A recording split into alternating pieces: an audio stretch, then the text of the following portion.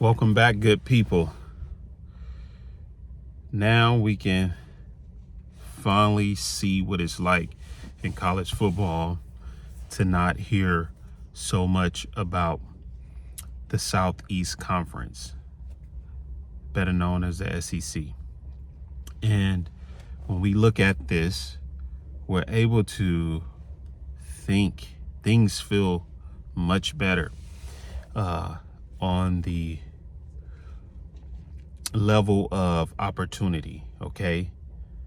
And it seems that every year we're going to have this revolving door to where no one conference is going to dominate college football. There's a lot of high school graduates who are being recruited and are able to get into the transfer portal and get paid to play and play in year one. This is the key to the polarity in college football now.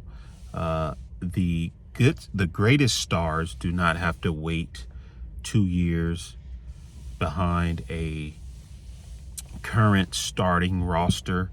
They're able to transfer to a decent university in which they can make a difference on day one.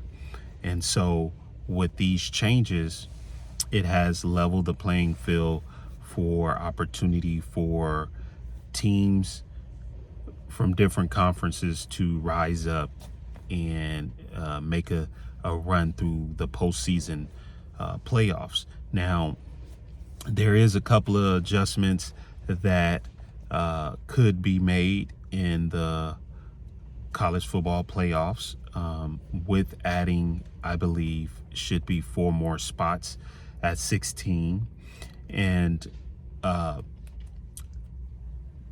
of like following the model that works of the NFL in postseason.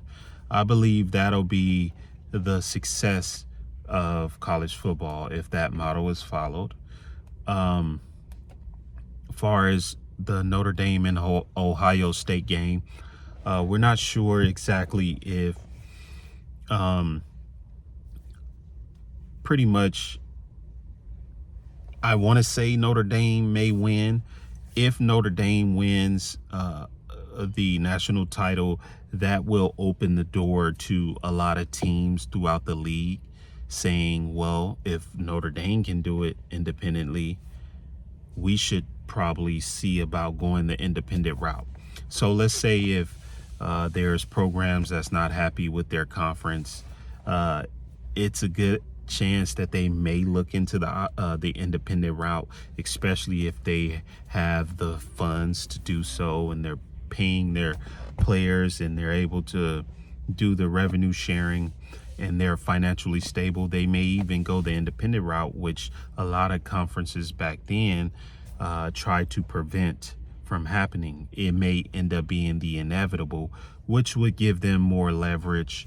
And then if all programs become independent, then it may have the opportunity to operate like the NFL. Who knows? But at this point right now, we have conferences, and the independent route may not work for college as it does the NFL. So it may just stay within the conference way of how things are now. Now, far as the SEC, okay, they have a lot of programs. And if you notice, okay, the SEC been feeding off the Big 12 for the past 30 years, okay? And you are what you eat, okay? And so since the SEC has only survived just due to the Big 12, they have been eating off of the Big 12 schools, then it's almost like the SEC is the Big 12. How is it that they can say that they're anything other than that? Because you are what you eat. And this clearly shows that. You know, the SEC may have they have about seven to eight, mostly half of their conference is Big 12 schools. And so when you look at that, How could you say you're better than the Big 12 if pretty much you are the Big 12? Just another extended version of the Big 12, period. And so with that being said, we're not really talking about the SEC much. We know that they have for years been able to recruit and obtain players for multiple years, like keep them away from other programs. That has changed. And I believe a lot of this conversation with the SEC wanting to keep things the way it was because they had more control. They had the players, and then they were able to create the hypotheticals and the narrative of that they are the best conference to keep things in at their advantage, to where they're able to win majority of the titles in which they were. Now that the floodgates are open, they're at a disadvantage, and I don't think they'll be able to survive in this new growth of how college football landscape is now and the format. And I believe you're just going to hear about them being mediocre. It's going to be challenging to get through the 4 rounds, I believe 1, 2, 3, 4 rounds to get to a national title game for the SEC teams. I just think that they were never built like that. They were built to win 1 or 2 games. And by the way, they only play 8 conference games. They're only built to win 1 to 2, their best teams, 1 to 2 games, and then that's it.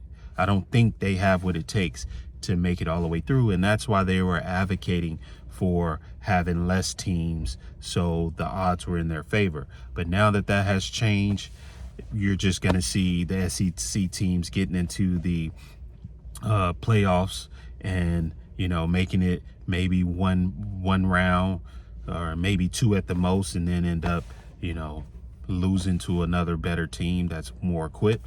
And I just don't believe they have that longevity. But the Big 12 has that ability to win multiple games. So does the Big 10. And that's probably what we're going to be hearing about in the postseason moving forward. All the Big 12 just need is the same opportunity that the SEC is getting, as well as the Big 10. They just need the same opportunity. I mean, why would they get more of the opportunity and them get less? Well, a lot of it has to do with TV ratings and putting on big audiences. But if you pay attention, most of the country is already tuned in to the postseason. They're gonna watch. So whoever's in front of the TV playing those games, they're gonna watch, period, because there's a demand and there's an interest by the viewers now that the playoff it has expanded. Everyone is tuned in. It becomes a national sensation, and so people are going to watch those postseason games no matter who matches up, period. And everybody want their best team and their favorite team to get there, to be on that national stage and to perform.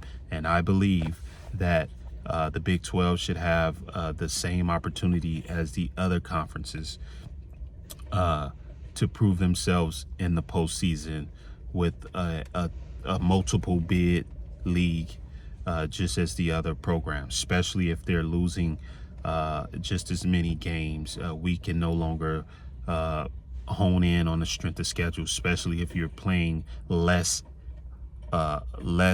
conference games than another conference. If the conference, this is how you can settle the strength of schedule discussion or argument.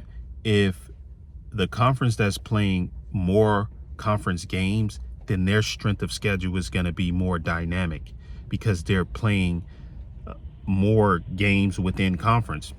Then if you're playing less conference games, you're playing out of conference, and those opponents are usually weaker. So how could you have a stronger strength of schedule when your games that you're playing is not as strong because you have one less conference game than the other conference?